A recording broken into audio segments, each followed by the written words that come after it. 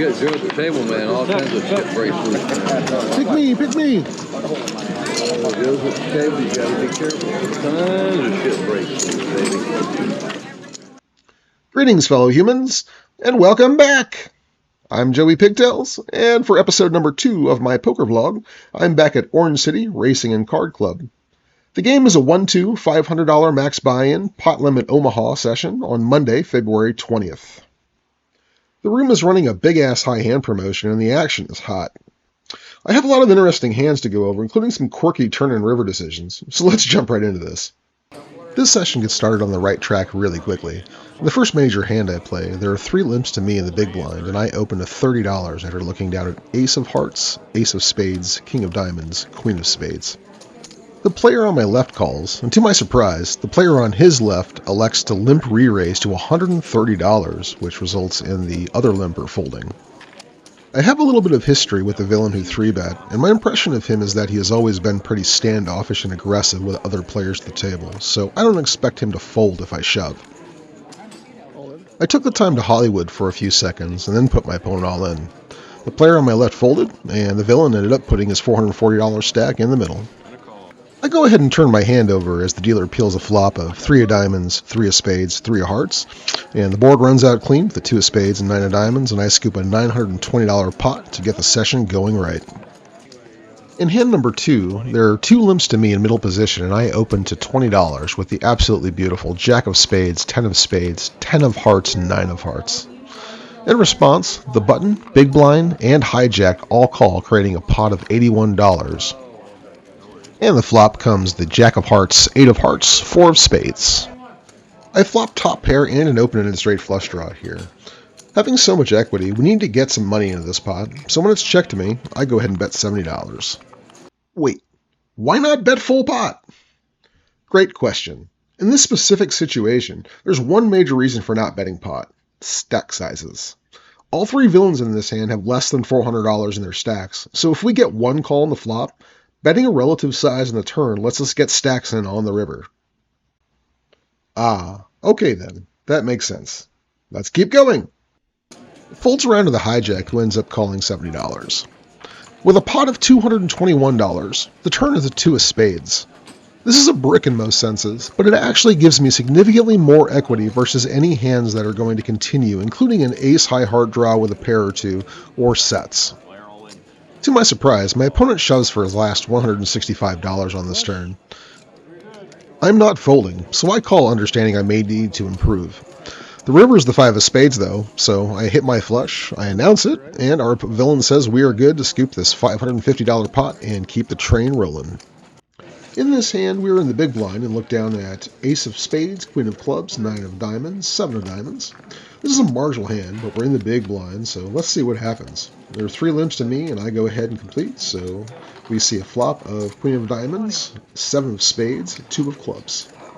I flop top 2 on a dry board in a limped pot, so it's time to bet for value, hoping any queen or worse 2 pair come along. So I bet $20. Only the under-the-gun player calls, and we're off to see a turn to the 5 of diamonds. This is another bricky card, as the board is still dry, although a backdoor diamond draw has arrived, which I also happen to have, with the 9 and 7 of diamonds. As I'm grabbing my chips to bet, my opponent folds before I can put them into the pot, and we end up taking this down.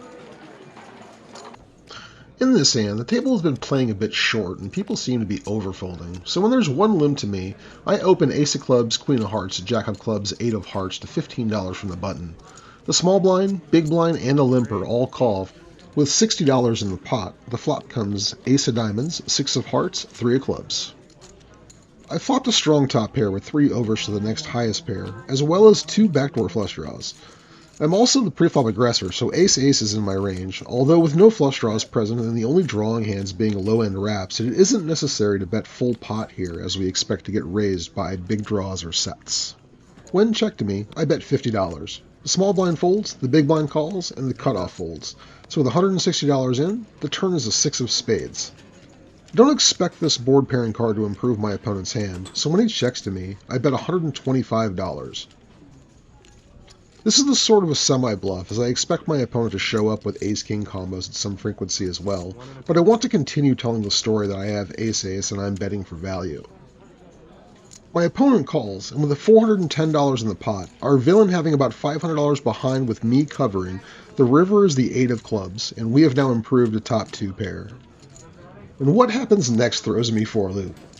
Our opponent decides to lead this river for $200, about half pot. Hold on. Wait, what? What just happened? Check, call, lead? Who does that? Exactly. What's going on here? Let's see if we can piece this together. Alright, enough interruptions, you two. Where was I? The board didn't really change, so I expect my opponent to be check calling or check raising any kind of value hands he has here. I've now improved to beat any Ace-King XX type hands that I was behind, and I just don't believe the story that my opponent check called 2 streets with a nutted hand such as Ace-6 or 6-6 or any 6 for that matter, without angling to get it in on the river. So I call, and my opponent says 2 pair, which is music to my ears. I roll over top 2, and the opponent shows Ace-Queen 5-5 and says, I knew you had Ace-Queen. With that most excellent river, I scoop a $810 pot. In the next hand, it's folded to me in middle position, and I open with King of Hearts, King of Clubs, 7 of Hearts, 6 of Clubs at $20. Double suited kings, especially when the danglers are connected in some way, and above a 4 is a pretty strong hand. The hijack and small blind call, and we see a flop of Ace of Hearts, Jack of Diamonds, Queen of Hearts. This board isn't exactly ideal. We don't block the flop straight anyway, and we essentially have a naked king-high flush draw. The flop is checked all the way around, and the turn is the 4 of spades. Now the small blind leads for $60. This villain has been pretty light-hearted at the table, and a few times it seemed as if he had misread his hand, so I wasn't exactly sure what to make of this bet. Out of curiosity, I go ahead and call and say, I'm thinking of a card, which in my head I'm picturing the Ace of Hearts. With $180 in the pot, we instead see the King of Diamonds, and our opponent checks to us. It's inconceivable for our opponent to show up with a flop straight with this action, and if he somehow rivered an ace-high straight, then I'd expect him to also bet the river for value once the nuts changed again. I have a feeling that I might actually be good in this spot, so I value bet $50 into $180, hoping to get called by worse. Begrudgingly, our opponent flicks in the call after a speech. We show trip kings, and he shows us 4-4 for a turn set that we now beat. With a button straddle and 1 limp in front of me, I look down at Ace of Diamonds, Queen of Clubs, Jack of Diamonds, 10 of Hearts, and open a $25 from the hijack. The button calls, the small blind calls, and then the limper raises all in to $85. This is actually pretty common for people to limp re-raise, and while this is usually weighted towards some sort of ace-ace combination, it can be a variety of double-suited hands and some high-pair coordinated hands. This player was short stacked, so I expect to see this range be much wider than if you were to be deep and have a full buy-in. The button and the big blind both call, so with $340 in the pot, we see a flop of 4 clubs, Ace of Clubs, Queen of Diamonds. It's checked to me, and I bet $200 with top 2 pair. The other 2 players think for a little bit, but do decide to fold, and I go ahead and show my top 2 pair. Turn is the 8 of Diamonds, so I go ahead and roll over my Jack of Diamonds to show my redraw, and the river is the 4 of Diamonds, give me the flush for a scoop. Our opponent shows us Ace, Queen, Jack, X, and the hilarity ensues. Bro, I cannot fucking get out the door. That's 19 or 10. You're fucking a horrible player. And 5 for you, sir. Thank you. It's on camera, baby. Woo! I thought you had aces. That would have been good. With the game becoming sort of passive, I'm looking to see some cheap flops with marginally strong hands. So with 1 limp to me, I limp with the Ace of Diamonds, 10 of Diamonds, 8 of Diamonds, 7 of Hearts from the hijack. The cutoff, button, small blind, and big blind all call, and we see the flop 6 ways. The flop is 10 of Spades, 6 of Diamonds, 3 of Hearts.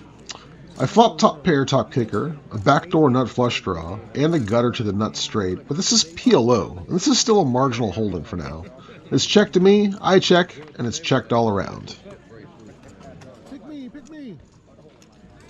Turn is the absolute best card in the deck we can see in the 9 of Diamonds. The commentary at the table right now is quite hilarious. Casey on my left makes the comment, when Joe's at the table, you gotta be careful. So the small blind checks, the big blind bets $15 into 30, the player in the middle position calls 15, and I elect to raise. Not only do we have the nuts, we have a redraw to the nut flush, and we block sets and boat draws, so we want to pile money in here as much as possible. So I make it $75 to go, and sadly, everyone else folds, but we take this pot down.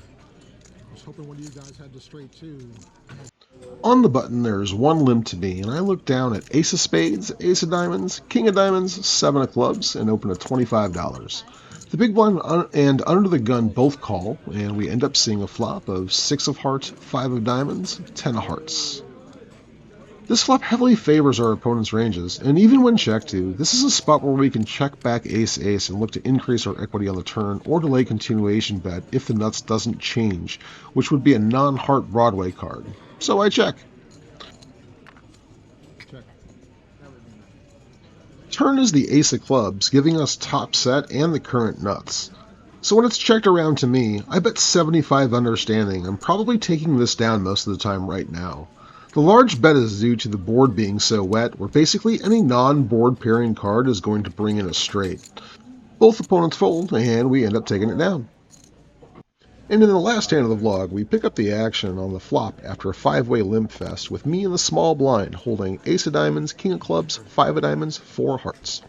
And we see a flop of nine of diamonds, 10 of hearts, queen of diamonds. I flop a huge hand here, and since I'm acting first, I want to build a pot with the expectation of hitting this hand at some point. I fire a pot size bet of $25, and both the big blind and middle position call.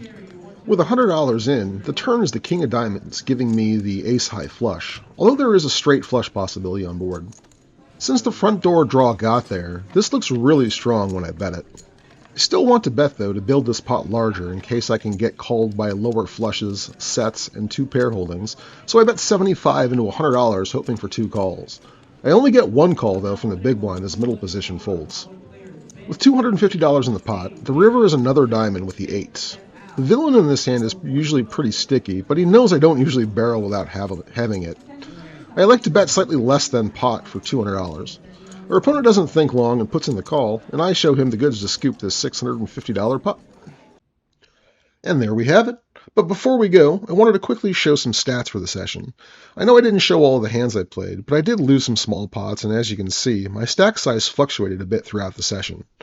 I was in for $500 and out for $1,700 for a profit of $1,200 over the course of 9.5 hours. Thanks again for stopping by. And if you enjoy my content, a like and a subscribe go a long way to growing the channel and opening doors for me. I appreciate you all. And remember, be a good human. Bye-bye.